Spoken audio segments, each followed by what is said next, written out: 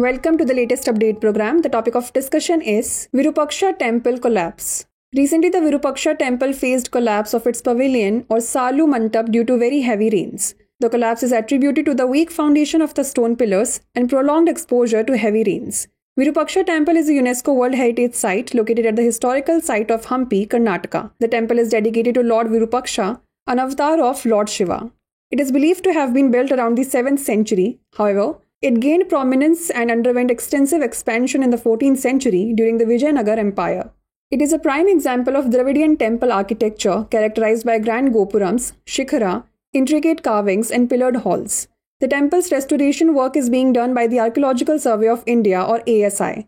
The various challenges include huge cost and funding constraints, time-taking process as the restoration is done through traditional method, difficulty in sourcing the same types of stones or material as used initially. Let's now talk about Archaeological Survey of India. ASI under the Ministry of Culture is the premier organization for the archaeological research and protection of the cultural heritage of the nation. It was founded in 1861 by Alexander Cunningham, the first Director General of ASI. He is also known as the father of Indian archaeology. Now is the time to test your knowledge. The question is, who founded the Vijayanagar Empire? Krishnadeva Raya, Raja Raja Chola, Harihara and Bukka, Raja Raja the First. Send the answer to this question in the comment section. Thanks for watching.